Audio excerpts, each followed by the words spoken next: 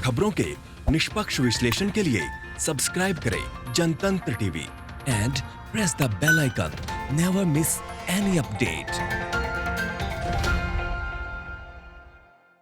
ये बुलेटिन खास इसीलिए है क्योंकि इसमें देश भर के रिपोर्टर्स हमारे साथ जुड़ेंगे जो अपने अपने राज्य की हर बड़ी खबर आप तक पहुंचाएंगे। पूरे दिन क्या क्या होने वाला है और किस बड़ी खबर पर हमारी नजर रहेगी, चाहे वो राजनीतिक जगत की खबर हो, क्राइम की खबर हो, कोरोना की खबर हो, मजदूरों की खबर हो या फिर कोई और, हर खबर हमारे रिपोर्टर्स आप तक पहुंचाएंगे। साथ ही हर राज्य में मौजूदा हालात कैसे हैं, क्या हो रहा है, इसके बारे में भी बताएंगे। तो आपको सीधे लिए चलते हैं हमारे रिपोर्टर्स के पास। ये सारे रिपोर्टर्स हमारे साथ जुड़ गए हैं, तमाम रिपोर्टर्स अलग अलग जगह से। श्रीकांत प्रत्युष बिहार से रेजिडेंट एडिटर हमारे साथ जुड़ गए हैं, जयपुर से अरविंद पलावत हमारे साथ जुड़ गए हैं, तो वहीं मनमोहन निताम छत्तीसगढ़ से हमारे साथ है और पंकज चतुर्वेदी उत्तर प्रदेश से हमारे साथ हमारे संवाददाता जुड़ गए हैं। सबसे पहले मैं छत्तीसगढ़ का रुख करूंगी। मनमोहन, क्या कुछ बड़ी खबरें हैं और किस पर आज हमारी नजर रहेगी? छत्तीसगढ़ में क्या इस वक्त माहौल है, राजनीतिक माहौल क्या है?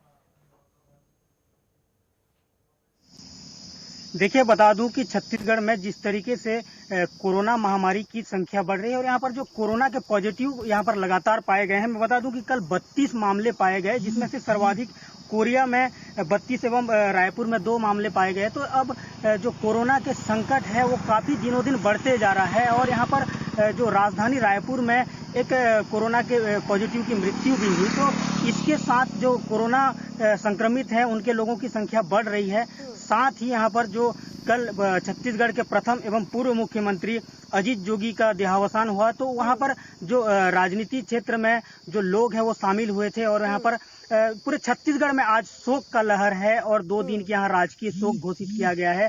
इसके साथ ही जो अन्य जो क्षेत्र है उन्हें आज लॉकडाउन के कारण जो मार्केटिंग खुलना है उसमें भी कुछ पाबंदियां हैं, जिसमें संचालित होगी। कुछ दुकानें, कुछ मॉल खोले तो जाएंगे लेकिन कुछ नियम उसमें लगाए गए हैं। साथ ही जो परिवहन के लिए जो नियम बनाए गए हैं, जैसे अदर जिले जाने हैं उनके लिए कुछ नियम है एवं उसके लिए पास जारी किए गए हैं। इन सब के बीच मैं बता दूं कि छत्तीसगढ़ में जिस तरीके से महामारी कोरोना के बीच आज विश्व गायत्री परिवार कोरोना से निपटने के लिए यज्ञ कर रही है ऑनलाइन के माध्यम से। और यहाँ पर गायत्री परिवार के द्वारा हर गांव में, हर मोहल्ले में, हर घर में यहाँ पर गायत्री यज्ञ किया जाएगा और कोरोना महामारी से निपटने के लिए एक मुहिम चलाई जा रही है गायत्री परिवार के द्वारा। तो मैं बता दूं कि आज का दिन सबसे बड़ा बात यह रहेगा कि जो कोरोना के संकट से छत्तीसगढ़ किस तरीके से उभरेगा, इसके लिए आज पूरे दिन इसी में ध्यान हमारा केंद्रित रहेगा। क्योंकि छत्तीसगढ़ का राजधानी में भी 2 पॉजिटिव पाए गए हैं और 1 की मृत्यु हुई है कोरोना से। तो निश्चित तौर पर छत्तीसगढ़ में आज कोरोना का जो कंपैरिजन में उसके मद्देनजर अगर हम देखें तो छत्तीसगढ़ में कहीं ना कहीं आंकड़े कम है, मरीज कम निकल रहे हैं, लेकिन फिलहाल जो आंकड़े पहले थे छत्तीसगढ़ के उससे ज्यादा हो गए हैं अभी की स्थिति में। इन सब के बीच लॉकडाउन 5 को लेकर छत्तीसगढ़ कितनी ज्यादा तैयार यहाँ पर दिखाई दे रही है? और साथ ही ये भी आप हमें बताएं कि लॉकडाउन 5 में कुछ ऐसे कंटेनमेंट जोन है जहां पर रियायतें नहीं दी गई हैं, तो वहां पर इस वक्त कैसा माहौल है, उसको लेकर क्या जानकारी मिल रही है? देखिए, छत्तीसगढ़ में कंटेनमेंट जोन की बात करूं तो यहाँ पर कोरिया में बहुत सारे यहाँ पर पॉजिटिव पाए गए हैं। कोरिया हुआ, मुंगेली हुआ, तो इन क्षेत्रों में बहुत यहाँ कुछ भी छूट नहीं मिलेगी 1-2 बात को लेकर। लेकिन जो अन्य जिले हैं वहाँ पर पॉजिटिव पाए गए थे, लेकिन वहाँ पर अब जितने भी पॉजिटिव मरीज हैं वो डिस्चार्ज होकर पहुंचे हैं, तो वहाँ पर छूट मिलेगी। लेकिन और एक बात बता दूं कि जो कंटेनमेंट जोन क्षेत्र है, मैं बता दूं कि जो कोरिया जिला एवं मुंगेली, यह अब हॉट स्पॉट क्षेत्र बन गया है। यहाँ पर हर दिन कोरोना के मरीज पाए जा रहे हैं, इन क्षेत्रों पर छूट नहीं मिलेगी। इसके अलावा अन्य जो जिले हैं। मनमोहन, आपकी आवाज हम तक ठीक से नहीं पहुंच पा रही है, मैं दोबारा संपर्क साधने की कोशिश करूंगी। अब सीधा रुक करेंगे श्रीकांत प्रत्युष की और बिहार से रेजिडेंट एडिटर हमारे साथ बने हैं। श्रीकांत, बिहार की क्या बड़ी खबरें हैं? लॉकडाउन 5 को लेकर बिहार में क्या लगता है कि बिहार कितनी तैयार है? और ये भी कहा गया है कि जो केंद्र सरकार की तरफ से गाइडलाइन जारी किया गया है उसमें राज्य सरकारें बदलाव नहीं कर सकती, क्या रुख सामने आया है राज्य सरकार का? देखिए, जो केंद्र सरकार ने अनलॉक 1 का ऐलान किया है उसकी तहत कोई बिहार में छूट नहीं मिलने वाली है। यानी बिहार के लोगों को कोई खास लाभ नहीं मिलने वाला है अनलॉक 1 का, क्योंकि बिहार में कोरोना का संक्रमण काफ़ी तेज रफ्तार से बढ़ रहा है। और खबर ये है कि बिहार में शनिवार को 206 नए कोरोना के मामले सामने आए हैं और इसके साथ ही कोरोना मरीजों की संख्या बढ़कर 3565 हो गई है। ये कल शाम तक की रिपोर्ट है, तो अगले 1-2 दिन में कितना बढ़ेगा कह पाना बड़ा मुश्किल है। तो अगर सरकार छूट देगी तो स्थिति और गंभीर हो जाएगी। इसलिए सरकार ने लॉकडाउन को 15 जून तक बढ़ा दिया है बिहार सरकार ने, और गाइडलाइंस जारी कर दिया है। यानी बिहार में कोई छूट मिलने की संभावना अभी अगले 15 दिनों तक नहीं है। और आपको पता है कि जो मरने वाले मरीज हैं कोरोना से, उनकी संख्या भी लगातार बढ़ रही है। शनिवार को 3 नए कोरोना मरीजों की मौत हुई है और इसके साथ कोरोना से मरने वाले मरीजों की संख्या बढ़कर 23 तक पहुंच गई है। तो कोरोना संक्रमितों की संख्या बढ़ रही है, कोरोना से मरने वाले मरीजों की संख्या बढ़ रही है, और ऐसे में लॉकडाउन में छूट देना खतरे से खाली नहीं है। और सबसे बड़ी बात है कि ऐसे मरीज सामने आ रहे हैं जिनमें कोरोना का कोई लक्षण ही नहीं है, और ये सिम्प्टोमेटिक मरीज हैं जिनको देखने से पता नहीं चलता, ना उनको खांसी है, ना सर्दी है, ना बुखार है, बिल्कुल भला चंगा दिख रहे हैं लेकिन कोरोना से संक्रमित हैं। और ऐसे मरीज ज़्यादा प्रवासी पाए जा रहे हैं, तो उनकी वजह से संक्रमण का खतरा बहुत ज़्यादा बढ़ गया है। क्योंकि आपको पता है कि अस्पतालों में उन्हीं लोगों को भर्ती किया जाता है जिनमें लक्षण पाया जाता है, जिनमें लक्षण नहीं मिलता उनको अस्पताल में जगह नहीं मिलती है। तो ये लोग अगर गाँव जा रहे हैं, ट्रेनों से उतर कर सीधे गाँव जा रहे हैं क्योंकि क्वारंटाइन सेंटर में अब जगह नहीं है, तो गांवों में संक्रमण बढ़ने का खतरा बहुत बढ़ गया है। और सबसे बड़ी बात यह है कि पटना हाईकोर्ट ने एक बड़ा फैसला सुनाया है। शराब बंदी है बिहार में, अगर कोई शराब पीते हुए पकड़ा गया, उसकी गाड़ी में शराब पकड़ी गई, तो उसे जमानत तभी मिलेगी जब वो पीएम केयर फंड्स में योगदान देगा, यानी कुछ दान देगा, तभी उसको जमानत मिलेगी या जमानत पर विचार होगा। तो पटना हाईकोर्ट का ये ऐतिहासिक फैसला है, कोरोना के संकट को देखते हुए फैसला लिया गया है। और मुझे लगता है कि देश में पहला ये कोर्ट है देश का जिसने कोरोना संकट को देखते हुए बेल देने की शर्त रख दी है कि आपको पीएम फंड में, केयर फंड में पैसा डालना पड़ेगा। और दूसरी खबर यह है कि बिहार की राजनीति आपको पता है गरमाई हुई है। गोपालगंज हत्याकांड को लेकर तेजस्वी यादव गोपालगंज मार्च करने वाले थे, लॉकडाउन में उनको मार्च करने की इजाज़त नहीं मिली। फिर जीतन राम मांझी ने उन पर हमला कर दिया, कहा कि दूसरी बिरादरी के लोग मारे जा रहे हैं तो तेजस्वी यादव कुछ नहीं बोल रहे हैं, और जब उनकी जाति के लोग मारे गए तो आंदोलन शुरू कर दिया। तो जातिवादी राजनीति करने का आरोप उनके सहयोगी दल हम पार्टी के सुप्रीमो जीतन राम मांझी ने लगा दिया।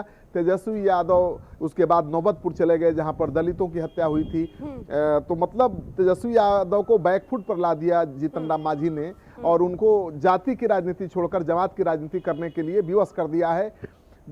तेजस्वी यादव काफ़ी नाराज हैं और उन्होंने कहा है कि जीतन राम मांझी जिस तरह से बयान दे रहे हैं वो कहीं भी जा सकते हैं और जहां जाना चाहें जाएं। उनके बेटों को मैंने एमएलसी बना दिया, हमारी पार्टी ने एमएलसी बना दिया, फिर भी वो उठपटांग बयान देते रहते हैं। तो जहां जाना हो जाएं। मतलब तेजस्वी यादव को परवाह नहीं है कि मांझी महागठबंधन में रहेंगे या नहीं रहेंगे। आपको बता दूं कि जीतन राम मांझी मुकेश सहनी सन ऑफ मलाह के नाम से मशहूर हैं, वीआईपी पार्टी चलाते हैं। उपेंद्र कुशवाहा जो आरएलएसपी के सुप्रीमो हैं, ये तीनों मिलकर तेजस्वी यादव पर लगातार दबाव बना रहे हैं, क्योंकि ये चाहते हैं कि विधानसभा चुनाव में उनको ज़्यादा सीटें मिलें, लेकिन तेजस्वी यादव भाव नहीं दे रहे हैं। तो तीनों एक साथ मिलकर तेजस्वी यादव पर दबाव बनाने की रणनीति पर काम कर रहे हैं। हालांकि कांग्रेस उनका साथ नहीं दे रही है। इस बीच कांग्रेस के एक स्वयंभू नेता ने अपने शहर में, पटना के शहर में एक होर्डिंग लगा दिया है और उस होर्डिंग में दावा किया है कि वही मुख्यमंत्री होगा बिहार का। तो लगता है कि महागठबंधन में रार मची हुई है, सब कोई मुख्यमंत्री बनना चाहता है और तेजस्वी यादव किसी भी घटक दल के साथ बैठकर बातचीत करने को तैयार नहीं है। तो महागठबंधन थोड़ा सा कमजोर पड़ता हुआ दिख रहा है आपस की टकराहट की वजह से। बिल्कुल श्रीकांत, तो ये अहम खबरें बिहार की हैं और सीधा अब मैं रुक करूंगी राजस्थान का। अरविंद पलावत हमारे संवाददाता हमारे साथ बने। अरविंद, राजस्थान की क्या बड़ी खबरें हैं और अनलॉक 1 को लेकर कैसे राजस्थान की जनता क्या देख रही है, क्या खबरें सामने आ रही हैं? केंद्र सरकार ने अनलॉक 1 को लेकर जो गाइडलाइन है वो जारी कर दी है और ऐसी स्थिति में अब काफी जो चीजें हैं वो यहाँ पर बदल जाएंगी। इसमें जो मंदिर हैं, वो शॉपिंग मॉल्स हैं, ये सब चीजें 8 तारीख से खुलेगी। लेकिन 1 से और 8 तारीख के बीच में काफी कुछ रियायतें हैं वो राजस्थान सरकार की ओर से यहाँ पर दे दी जाएंगी। कुछ जो लोकल ट्रांसपोर्ट है वो यहाँ पर रन कर सकेगा। लोकल ट्रांसपोर्ट को शायद आज या कल में नई एसओपी जारी करके और जो स्टेट गवर्नमेंट है वो रन कर सकेंगी इन चीजों को। इसके साथ ही जिस तरह से केंद्र सरकार की ओर से ये सब चीजें नई गाइडलाइन जो जारी की गई है उसके तहत काफी कुछ जो पावर है वो राजस्थान जो स्टेट गवर्नमेंट्स है उनको दी गई है, यूनियन टेरिटरीज है उनको दी गई है। तो ये एक राहत की बात है। वहीं डिस्ट्रिक्ट एडमिनिस्ट्रेशन को ये पावर दिए गए हैं कि वो अपने यहाँ पर जो कंटेनमेंट जोन्स है उनको डिसाइड कर सकेंगे, जो पहले केंद्र सरकार की ओर से डिसाइड किए जा रहे थे लॉकडाउन फेज 3 तक। उसके बाद में लॉकडाउन का चौथा जो चरण था उसमें स्टेट गवर्नमेंट को ये पावर आया और अब डिस्ट्रिक्ट एडमिनिस्ट्रेशन जो है वो यहाँ पर इसको देख सकेगा। तो वहीं यदि राजस्थान की बात करें तो कंटेनमेंट जोन काफी ज्यादा है राजस्थान में। जयपुर की यदि बात करते हैं तो जयपुर का बड़ा हिस्सा जो है वो कंटेनमेंट जोन में है। जयपुर का पूरा परकोटा कर्फ्यू है। जब से लगातार वहां पेशेंट सामने आ रहे थे उसके बाद से लगातार जो है काफी संख्या में जब पेशेंट सामने आए तो उसके बाद से लगातार कर्फ्यू, करीब 7 से 8 किलोमीटर का जो एरिया है परकोटा, जहां से जयपुर की अर्थव्यवस्था भी रन होती है, जहां पे यदि बात की जाए वहां पे बड़े मॉल्स या बड़े खुदरा के जो थोक के जो व्यापारी हैं वो हर वस्तु के वहां पर है। तो ऐसी स्थिति में अभी व्यापार भी पूरी तरह से वहां ठीक नहीं चल पा रहा है जयपुर में, क्योंकि जब तक वहां पर रियायत नहीं मिलेगी तब तक किसी तरह का कोई बड़ा व्यापार यहां पर नहीं हो सकेगा। ये एक बड़ी चीज है। तो अब देखना होगा कि कंटेनमेंट जोन किस तरह से डिसाइड होते हैं, क्योंकि परकोटे में पिछले कई दिनों से पेशेंट्स की संख्या काफी कम सामने आ रही है। उससे पहले लगातार एक साथ जो पेशेंट्स है वो काफी आ रहे थे। तो ये एक बड़ी चीज यहाँ पर देखने वाली होगी। तो वहीं इसके साथ यदि बात करें कोरोना के पेशेंट्स की, तो राजस्थान में कोरोना का जो आंकड़ा है वो लगातार बढ़ता जा रहा है और अब तक करीब 8,617 जो पेशेंट्स है वो यहाँ पर सामने आए हैं और कल 252 कोरोना पॉजिटिव पेशेंट सामने आए। इसके साथ ही एक राहत की बात यह है जरूर है कि 2,685 ही एक्टिव केसेज यहाँ पर हैं। यानी 8,617 में से 2,685 एक्टिव केसेज है और बाकी की रिपोर्ट्स जो है वो अब नेगेटिव आ चुकी है। और इनमें से बड़ी संख्या में जो लोग हैं उनको हॉस्पिटल से क्वारंटाइन पीरियड पूरा होने के बाद में डिस्चार्ज भी किया जा चुका है। करीब 700 लोग ऐसे हैं जिनकी रिपोर्ट नेगेटिव आ चुकी है, लेकिन उनका क्वारंटाइन पीरियड 14 दिन का भी कंप्लीट नहीं हुआ। ऐसी स्थिति में उन्हें हॉस्पिटल के आइसोलेशन में अलग से रखा गया है। तो करीब 3500 पेशेंट्स के आसपास 3400-3500 पेशेंट्स जो है वो आइसोलेशन में अलग अलग हॉस्पिटल्स में इस वक्त एडमिट है। ये राजस्थान के लिए राहत की बात है। दूसरी बड़ी बात, राजस्थान ने अब तक करीब 4 लाख आरटीपीसीआर टेस्ट किए हैं। ये अपने आप में एक बड़ी चीज है। और जयपुर की जो सवाई मानसिंह मेडिकल कॉलेज है उसने अकेले ने 1 लाख जो कोरोना के जो टेस्ट हैं वो यहाँ पर आरटीपीसीआर से किए हैं। आरटीपीसीआर टेस्टिंग में राजस्थान पहला ऐसा राज्य है जिसने अब तक 4 लाख जो जनसंख्या घनत्व के हिसाब से यदि बात करते हैं तो 4 लाख जो टेस्टिंग है वो यहाँ पर की गई है, क्योंकि राजस्थान की जनसंख्या करीब 7 से 7.5 करोड़ है। और उस हिसाब से यदि उस लहजे से यदि बात की जाए तो राजस्थान जनसंख्या घनत्व के हिसाब से पहला ऐसा स्टेट है जिसने नंबर ऑफ जो सैंपल्स हैं वो यहाँ पर कलेक्ट करके और जांच की है। वहीं यदि बात करें 8 तारीख से जिस तरह से शॉपिंग मॉल और इन सब चीजों को खोला जाएगा तो उसको लिए मुख्यमंत्री अशोक गहलोत ने भी ये स्पष्ट किया है कि इन सब चीजों को लेकर के विस्तृत एक गाइडलाइन जारी की जाएगी और ये ध्यान रखा जाएगा कि सोशल डिस्टेंसिंग की पूरी पालना हो, क्योंकि यदि सोशल डिस्टेंसिंग की पालना नहीं होती है तो कहीं न कहीं कोरोना संक्रमण का खतरा है वो ज्यादा बढ़ सकता है। वहीं जो रियायतें दी गई हैं उन रियायतों में भी खास ध्यान देना होगा, सोशल डिस्टेंसिंग। और चलिए ब्रेक के बाद एक बार फिर आपका स्वागत है। लगातार हमारे रिपोर्टर्स हर बड़ी खबर और हर अहम खबर आप तक पहुंचा रहे हैं जो अलग अलग राज्यों की है। इसी के साथ मैं सीधा रुक करूंगी अब पंकज चतुर्वेदी का, हमारे संवाददाता हमारे साथ बने हैं। पंकज, उत्तर प्रदेश की क्या कुछ बड़ी खबरें हैं और किस पर नजर रहेगी, और खासतौर पर अनलॉक 1 को लेकर कैसे उत्तर प्रदेश तैयार है?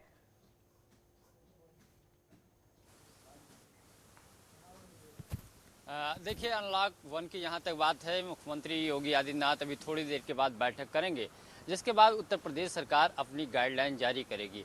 हालांकि मेट्रो के साथ साथ परिवहन से संबंधित जो सेवाएं हैं उसके अधिकारी हैं वो पूरी तरीके से तैयार हैं, सरकार के आदेश का इंतजार है। बाकी उन्होंने जो भी सोशल डिस्टेंसिंग के साथ साथ जो स्वास्थ्य विभाग MHMA की गाइडलाइन है उसका पहले से पूरी तैयारी कर रखी है पालन कराने के लिए। दूसरी तरफ प्रदेश में चूंकि बारिश की वजह से 24 घंटे में लगातार बारिश और आंधी की वजह से अब तक 30 लोगों की जान जा चुकी है। मुख्यमंत्री ने पीड़ित परिजनों को 4-4 लाख रुपए आर्थिक सहायता और जो भी स्वास्थ्य व्यवस्थाएं तत्काल सुनिश्चित करने के लिए संबंधित जिलाधिकारियों के साथ साथ राजस्व विभाग की टीम को निर्देशित किया है। इसके साथ साथ अयोध्या में चूंकि मंदिर को लेकर के जो पत्थर तराशे जा रहे हैं उस नक्शे को लेकर के संतों के दो गुटों में विवाद की बात सामने आई है, जिसमें दिगंबर अखाड़ा के साथ साथ रामविलास वेदांती ने नाराजगी जताई है कि अयोध्या के संतों की अनदेखी की जा रही है। कल बैठक करके आज मंदिर के ट्रस्ट के हैं नित्य गोपाल दास से वो लोग मुलाकात करके अपनी बात रखेंगे। कल कई संतों ने नाराजगी जताई थी नक्शे को लेकर के, जो पत्थर तराशे जा रहे थे उसको लेकर के बैठक की थी। दूसरी तरफ कोरोना पॉजिटिव की जो मरीजों की संख्या है वो उत्तर प्रदेश में बढ़ती जा रही है, लेकिन सरकार का दावा है कि जो कोरोना पॉजिटिव के रिकवर होने की संख्या है वो अन्य राज्यों से उत्तर प्रदेश की सबसे बेहतर है। कल 24 घंटे में 262 और कुल 7700 से अधिक कोरोना पॉजिटिव की मरीजों की संख्या आई है। फिलहाल आज अभी रिपोर्ट आनी बाकी है। दूसरी तरफ चूंकि अनलॉक फर्स्ट में सरकार कैसे निर्णय लेगी, जो केंद्र की गाइडलाइन है उसको देखते हुए चूंकि आज गाइडलाइन जारी करेगी, लेकिन एहतियात के तौर पर हर वो कदम सरकार उठाएगी जो एमएचएमई की गाइडलाइन में है। साथ साथ प्रदेश सरकार चूंकि पहले से ही अलग अलग जोन बनाए थे, इकोनॉमिक जोन को बहुत पहले से सरकार ने खोल दिया था कि प्रदेश की अर्थव्यवस्था को पटरी पे लाने के लिए। इसके साथ साथ जो उत्तर प्रदेश के मजदूर या उत्तर प्रदेश के जो प्रवासी अन्य राज्यों से वापस आ रहे हैं उनको रोजगार कैसे दिया जाएगा, या उनको चूंकि राशन या राशन कार्ड ऐसे गरीब परिवारों को कैसे उपलब्ध कराया जाएगा, इसको लेकर के समय समय पर संबंधित अधिकारियों को मुख्यमंत्री ने निर्देशित किया है। कल एक बार एक और निर्णय लिया है, जो निराश्रित परिवार हैं उनको 1000 रुपये तथा सभी उन ऐसे परिवारों को तत्काल राशन कार्ड बनाने के लिए संबंधित अधिकारियों को मुख्यमंत्री ने निर्देश दिया है। दूसरी तरफ कोर्ट खोलने के लिए भी एक आदेश सुप्रीम कोर्ट ने संबंधित जो जिला न्यायालय है उसको जारी किए हैं, क्योंकि मुकदमों का अतिरिक्त बोझ जो है वो बढ़ता जा रहा है और कई सारे महत्वपूर्ण मुकदमे पेंडिंग है, तो उसकी भी समय सीमा भी निर्धारित करने की बात सामने आई है।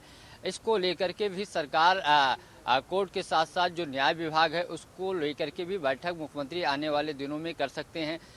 सबसे बड़ी बात यह है कि बारिश की वजह से किसानों की जो फसलें बर्बाद हुई हैं, जो सीजनल फसलें हैं सब्जी के साथ साथ जो गन्ने या अन्य चीज़ों की है, दूसरी तरफ टिड्डियों की मार झेल रहा है, उसको लेकर के मुख्यमंत्री ने कृषि विभाग को भी अलर्ट पे रखा है। खास करके पश्चिमी उत्तर प्रदेश के 1 दर्जन के आसपास ऐसे जिले हैं जहाँ टिड्डियों के हमले की वजह से जो किसानों की सीजनल फसलें हैं वो चौपट हो रही हैं। इसको देखते हुए एहतियात के तौर पे कृषि विभाग के अधिकारियों को निर्देशित किया है कि वो सभी संबंधित उपाय या छिड़काव या अन्य चीज़ें व्यवस्था करें जिससे किसानों की फसलें बचाई जा सके। दूसरी तरफ अजय कुमार लल्लू की जमानत याचिका पे कल सुनवाई नहीं हो सकी। पिछले दिनों भी उनकी सुनवाई टल गई थी। सरकार की तरफ से जो केस डायरी कोर्ट में पेश होनी थी वो नहीं पेश हो पाई।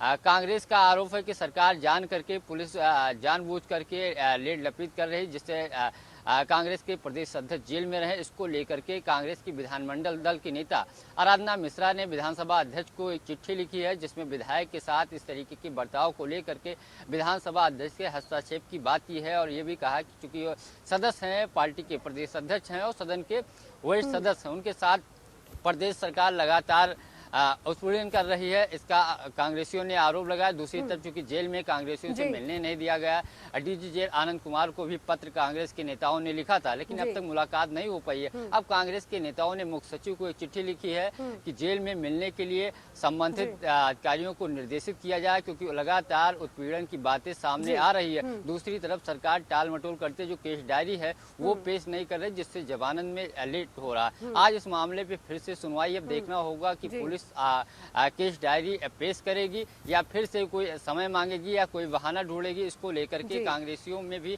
कल एक लगातार सरकार के ऊपर हमला बोला था। हालांकि बीच में चूंकि बड़ी बात यह है कि अजय कुमार लल्लू के पक्ष में कोई बड़ा कांग्रेसी नेता सामने नहीं आ रहा था। जब भी कांग्रेस के जो नेताओं का बयान आ रहा था वो प्रदेश स्तर से आ रहा था, इसको लेकर के भी सवाल उठने लगे थे। जब कांग्रेस के प्रदेश अध्यक्ष अजय कुमार लल्लू बनाए गए थे तो पार्टी के कई धड़ों ने इसका विरोध किया था, लेकिन तो कई सारी अहम खबरें उत्तर प्रदेश की हैं आज, जिस पर हमारी नजर रहेगी। एक बार फिर मैं रुक करूंगी बिहार का। श्रीकांत प्रत्यूष हमारे साथ लगातार बने हैं। श्रीकांत, बिहार की तो बात हो गई, लेकिन झारखंड को लेकर क्या जानकारी मिल रही है? झारखंड में फिलहाल क्या ताजा अपडेट है? कैसी स्थिति झारखंड की है?